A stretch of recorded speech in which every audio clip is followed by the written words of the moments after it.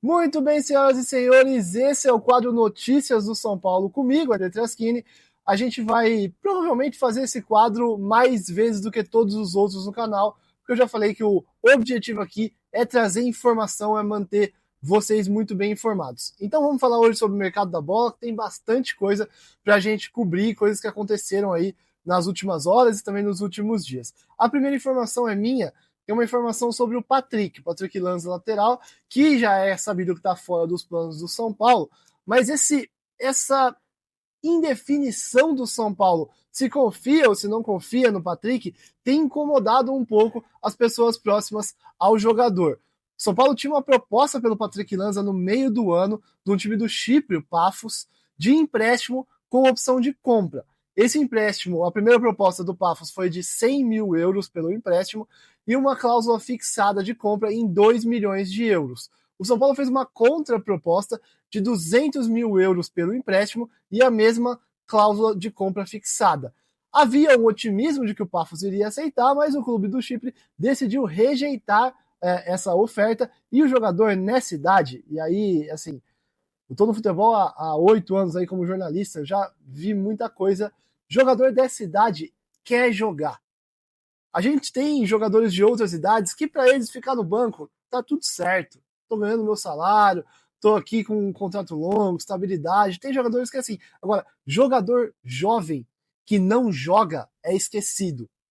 Então o Patrick queria jogar e não ir para o clube do Chipre, para ele foi complicado porque ele ficou no São Paulo. E aí era uma época que o Crespo talvez começasse a usar ele, chegou a falar em coletiva que ele poderia fazer o zagueiro pela esquerda, no sistema de 3 zagueiros, mas fato é que o Patrick entrou em campo 5 vezes desde então, não fez o suficiente também em campo, mas não está mais nos planos do São Paulo para a próxima temporada, está aí liberado para procurar propostas. E é difícil conseguir proposta por um jogador que não está jogando, que não tem minutagem, que já tem uma idade ali que já passou do sub-20, tem passagem pela seleção brasileira de base e tudo mais, mas não conseguiu se provar no profissional ainda. Então, conseguir propostas boas para o São Paulo aceitar por ele, que sejam interessantes para ele e para o São Paulo, não é das tarefas mais fáceis.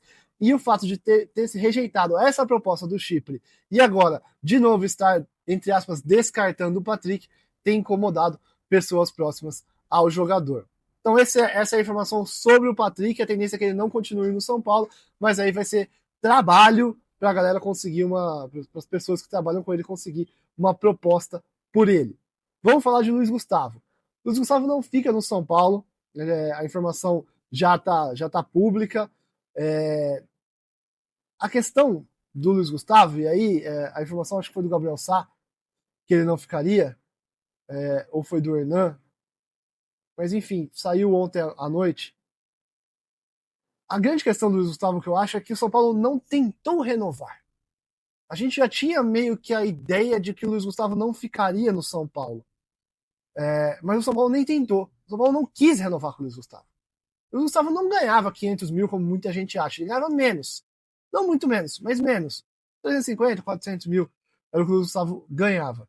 Ele até estava disposto a aceitar uma redução salarial para ficar no São Paulo, mas o São Paulo não quis renovar. E o Luiz Gustavo internamente era um líder do elenco. Então, assim, acho que a grande notícia não é nem a saída do Luiz Gustavo, é a atitude do São Paulo de não querer renovar com o Luiz Gustavo, que recentemente teve aquela declaração bem forte contra, não só contra a diretoria, mas contra o todo do São Paulo, né?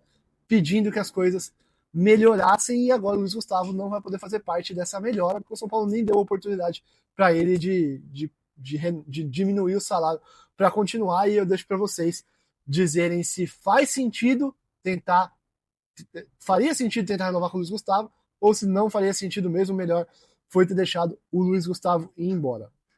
Galopo tem um acerto já com o River Plate, ele vai assinar um contrato em definitivo e a troca com o São Paulo vai ser pelos dois jogadores que já vieram do River, então Tapia e Enzo Dias. O Galopo não tinha atingido por muito pouco a cláusula que acionava a compra automática, mas o River decidiu ficar com ele e agora ele está finalizando os trâmites aí para ser jogador em definitivo do River Plate e a contrapartida para o São Paulo vai ser o Enzo Dias, que esse sim atingiu a meta para ser comprado pelo São Paulo, e o Gonzalo Tapia, que chegou depois e tem se mostrado bem útil. O Tapia pode ser um jogador importante aí em 2026.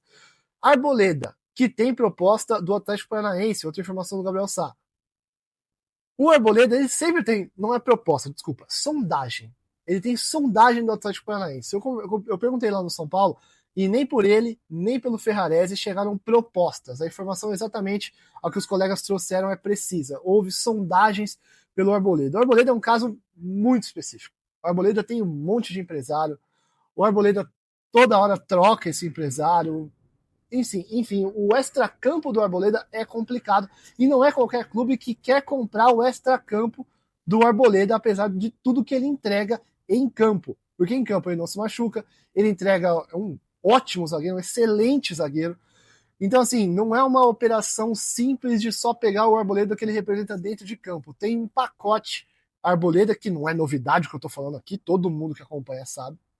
Mas a tendência hoje é que o Arboleda continue no São Paulo, tá? E de qualquer forma não tem nenhuma proposta oficial pelo Arboleda na mesa do São Paulo. A mesma coisa para o Ferrarese. Ferrarese teve o interesse dos Estados Unidos no ano passado, mas era uma proposta de empréstimo. E empréstimo lá para os Estados Unidos, lá a coisa é um pouco diferente. O Wilsinho, que fez muita live comigo lá no UOL, já me explicou essa questão. O salário lá nos Estados Unidos não é assim, chega e dá o salário que quiser. Tem os tetos dele, tem o salary cap, para quem acompanha um pouquinho sabe. Então tem os tetos, tem os níveis, tem as faixas. Não é simplesmente pega o jogador e coloca lá. E aí, para isso, tem os designated players, né, que são as exceções, e cada time pode ter um número específico. Então, assim, não é simples essa operação, por isso que na época não interessou ao São Paulo essa proposta de empréstimo até do Inter Miami pelo Ferrarese. Por enquanto, não tem nada na mesa do São Paulo pelo Ferrarese. Também é um jogador que tem uma hierarquia grande no elenco, então, na atual situação do São Paulo, nenhum jogador é inegociável. Mas para sair o Ferrarese, vai ter que vir uma proposta boa, porque o São Paulo vai ter que pegar o dinheiro do Ferrarese e também contratar outro jogador. Sobre a atuação no mercado da bola, propostas efetuadas pelo São Paulo. Calma. São Paulo ainda não efetuou nenhuma proposta por jogadores. Não tem nenhum movimento mais incisivo do São Paulo por nenhum jogador. Então, calma, vamos aguardar. Tem muita gente de mercado que pode querer falar em nome do São Paulo, mas nem sempre tem autorização do São Paulo. Qualquer dia, se vocês não entenderem direito isso, eu posso explicar em live até. Mas tem muita gente que pode querer falar pelo São Paulo, dizer que tem a procuração do São Paulo para procurar um jogador e, na verdade, o São Paulo não autorizou esse intermediário. Ou, às vezes, o São Paulo autorizou esse intermediário, pediu para ele ir atrás, mas nesse momento o São Paulo ainda não fez nenhum movimento mais incisivo no mercado atrás de reforços. Então vamos aguardar as próximas, porque o São Paulo está usando essa semana para limpar ali o elenco e ver quanto vai conseguir tirar do teto do salário ali, da folha salarial, para aí sim começar a sua busca por reforços, que como sempre você já está acostumado, não deve ser grande, devem ser reforços pontuais, sem pagar muito dinheiro pelo passe, né, pelos direitos do jogador. Então aquela mesma história que você já está acostumado, cenário não muda. Próximas atualizações do mercado da bola eu trago por aqui. Até o próximo vídeo. Tchau, tchau.